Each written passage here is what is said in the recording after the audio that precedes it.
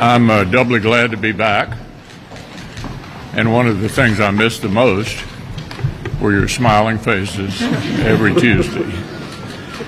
Having said that, with all the skepticism about whether anything could be accomplished on a bipartisan basis, it seems to me that the energy bill that the House passed on a bipartisan basis was not given enough attention in terms of potential accomplishments during this divided government.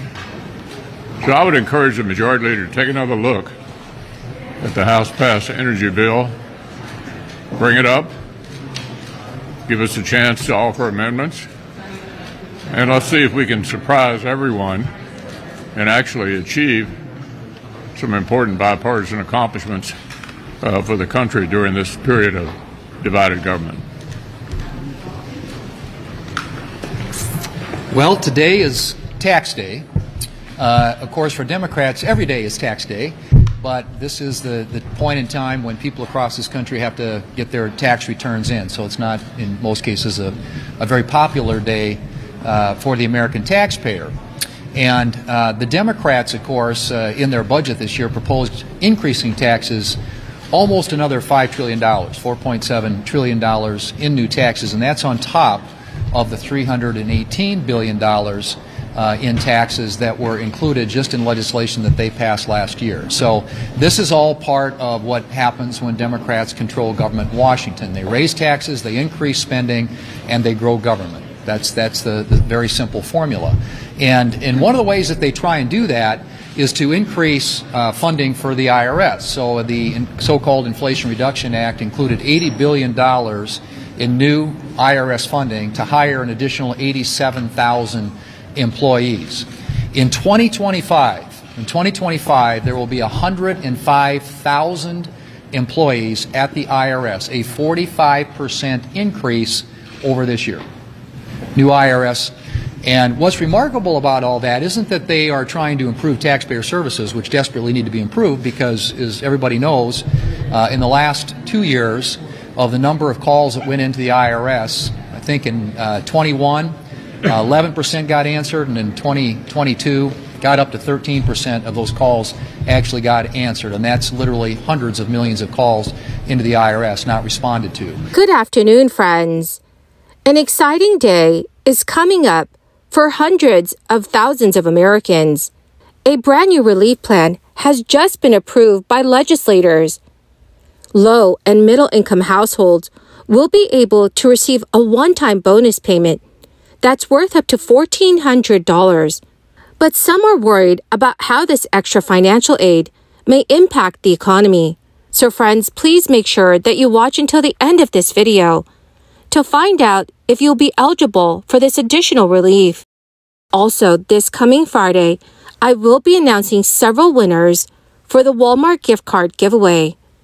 If you'd like to enter the weekly giveaway, friends, all you have to do is click and like several of my videos and then comment below the keyword of each video that you watch. New progress is being made on the latest relief proposals.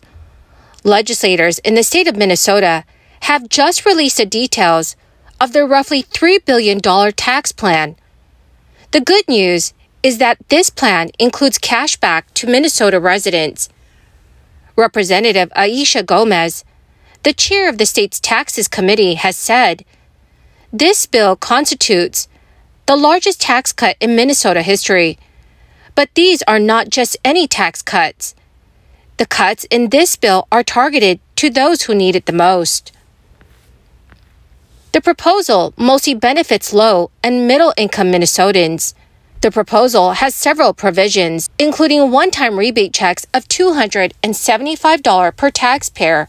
It means a family of 5 could see $1,375 if they make less than $75,000 per year as a single filer, or $150,000 as a married couple who files joint returns. That is less than the initial plan from Minnesota Governor Tim Walz of $1,000 per person and $2,000 per couple with higher income caps.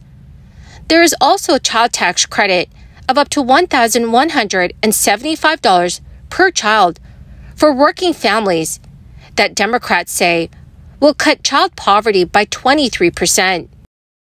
Incomes greater than $35,000 annually will start to see the credit phased out. The bill stops short of a full exemption of Social Security income from state taxes for all seniors, which is a top Republican priority that several Democrats in the Senate also say they support. According to the Minnesota Department of Revenue, half of filers do not pay taxes on Social Security right now, but these changes mean 76% of seniors would not pay taxes on their benefits. There is also a $100 million boost to state aid to cities and counties so that communities can provide public services without levying huge property tax increases. The proposal includes credits and rebates, but also new tax changes to bring in more revenue on an ongoing basis, since most of the budget surplus is one-time money. It creates a fifth income tax bracket of 10.85% for married couples who make more than $1 million per year and individuals making $600,000 a year. The current highest tax bracket is 9.85%.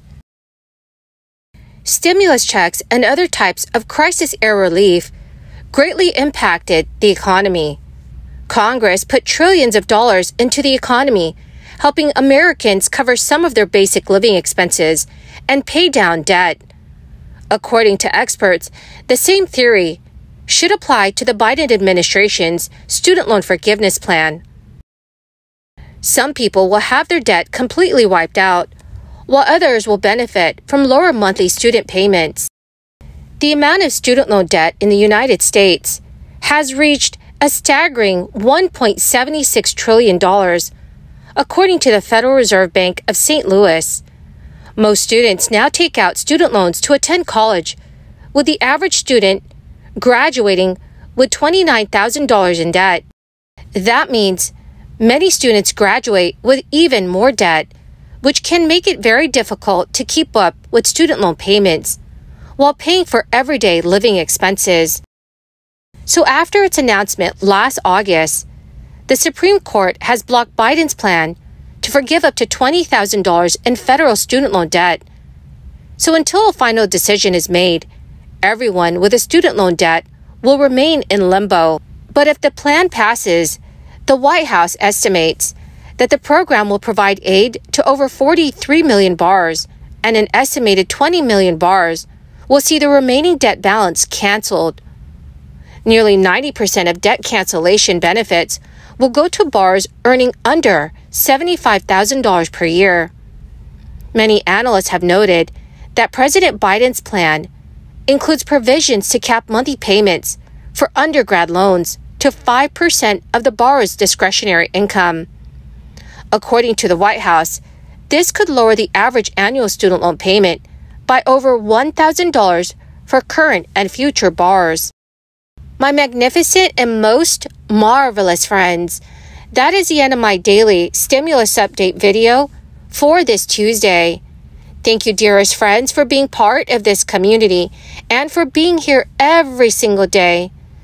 To say thank you and to show my appreciation, I will be announcing several winners this coming Friday for the Walmart gift card giveaway. If you'd like to enter the weekly giveaway, friends, all you have to do is click and like several of my videos and then comment below the keyword of each video that you watch. Thank you and have a wonderful and very blessed week.